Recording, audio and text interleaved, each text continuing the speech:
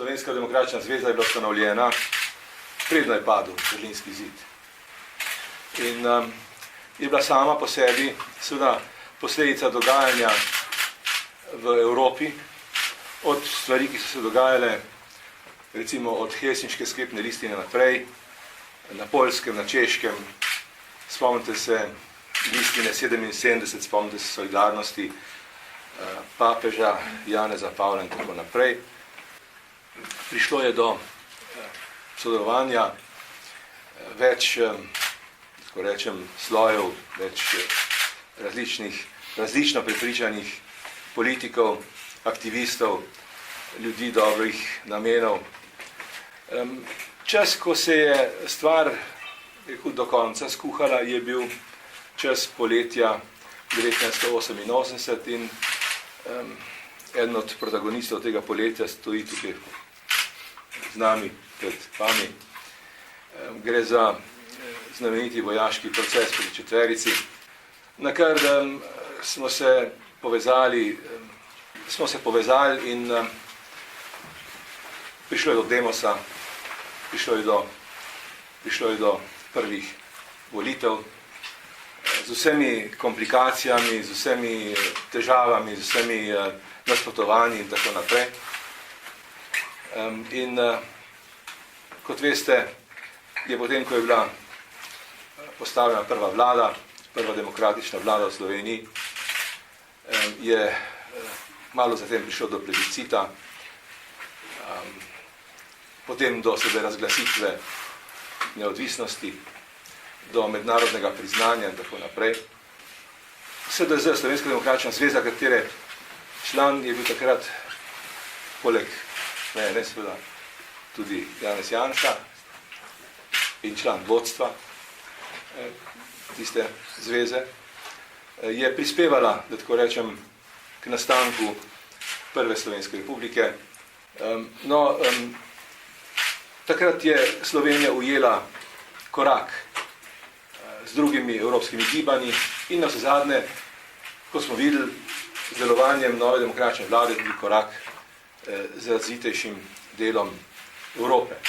Brez SDZ-ja, brez socialdemokratske zveze, brez demosa, brez tiste prve vlade, kakor se je že opotekala tu pa tam, ne bi bilo neodvisne Slovenije, ne bi bilo moderne Slovenije. In to, da se je danes, da tako rečem, ta podoba moderne in uspešne Slovenije nekoliko osula, seveda tisti, ki smo k temu prispevali v začetku, nismo krivi, ampak želimo pa si, da bi ne samo ta spomin, ampak da bi tisto, kar je ta prva republika vsebovala, ostalo živo med Slovenci. Jaz upam, da bomo prihodnja leta še kdaj skupaj in še kdaj imeli priložnost govoriti o bodisi Slovenski demokratični zvezi, bodisi o demosu, bodisi o slovenski pomladi, bodisi o prvi republiki, morda celo o drugi republiki. Hvala lepa. Slovenija bo letos praznovala 20. obletnico svojega nastanka, svoje državnosti. Danes pa se spominjamo enega od dogodkov, ki je omogočil, da je Slovenija razglasila svojo neodvisnost in vzpostavila svojo lastno državnost. Naslednji mesec bomo praznovali tudi 22. obletnico ustanovitve Socialdemokratske zveze Slovenije. Tako Socialdemokratska zveza Slovenije kot Slovenska demokratična zveza sta dve zgodovinski, pravni in politični predhodnici sedanje Slovenske demokratske stranke. Tajanje režima je šlo počasi. Slovenija tukaj ni bila zamudnica, kot se vidi iz tega, kar je povedal dr. Dimitrij Rupel in kar je razvidno tudi iz te kronologije, ki ste jo dobili.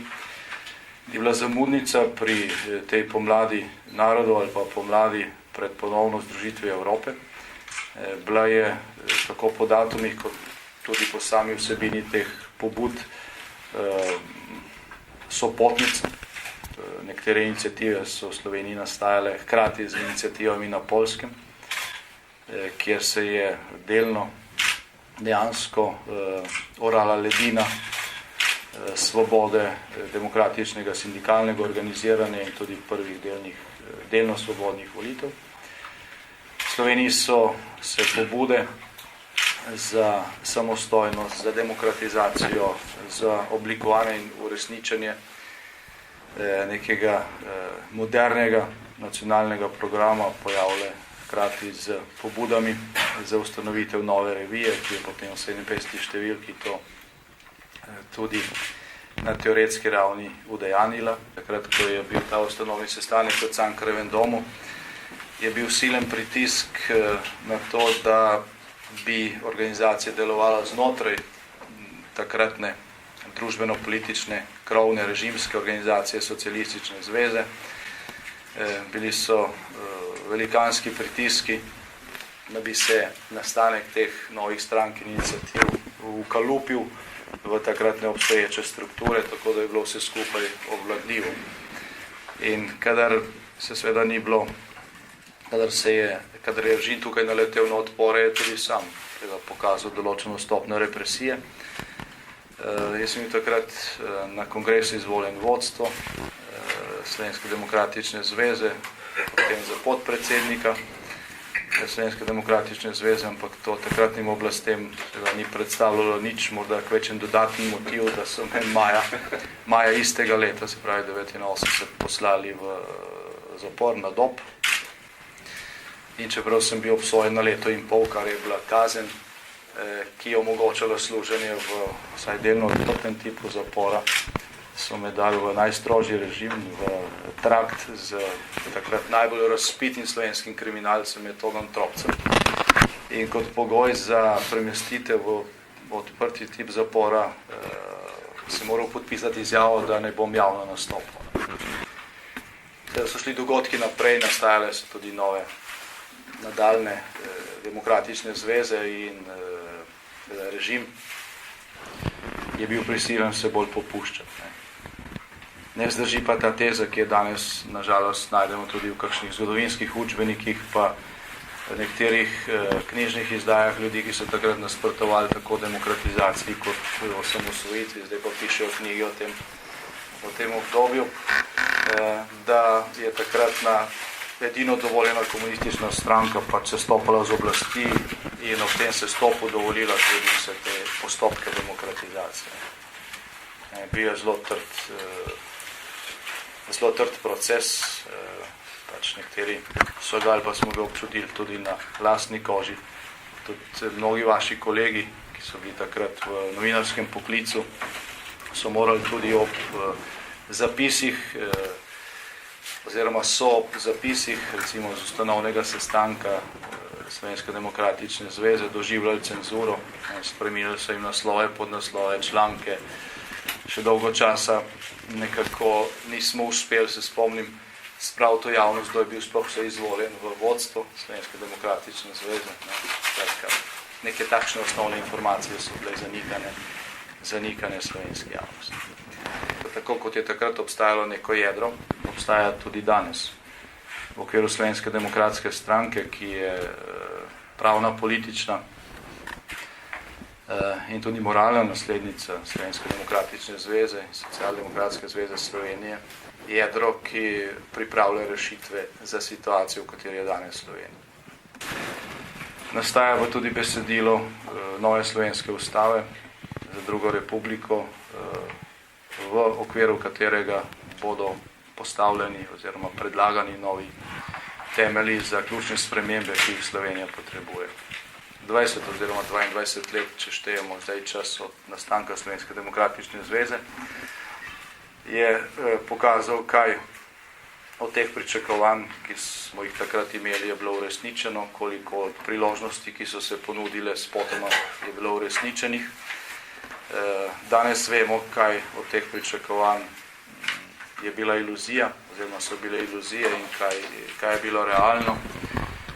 Vemo tudi, kako se je v tem času spremenil svet in dejansko je čas za dograditev temeljne družbene pogodbe Slovencev, ki se je reče ustava, in predlogi za to nastajajo. Smo odprti tudi za vse druge predloge z katerekoli strani.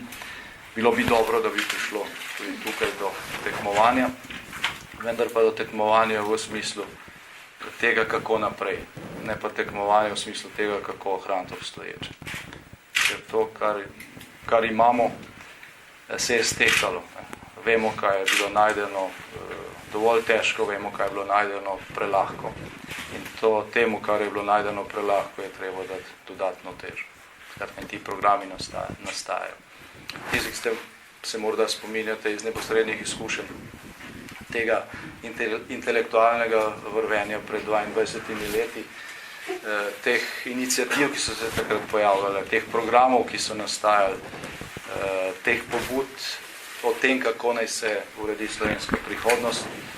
Jaz se strinjam z mano, če rečem, da neko takšno vrvenje, neko takšno tekmovalnost v smislu pozitivnih predlogov glede prihodnosti potrebujemo tudi zdaj. In Slovenska demokratska stranka namerava sprožiti ta proces, že v naslednjih tednih zaključujemo z analizo stanja in pripravljajo se novi programi, vključno z predlogom za novo slovensko ustavo. Hvala lepa.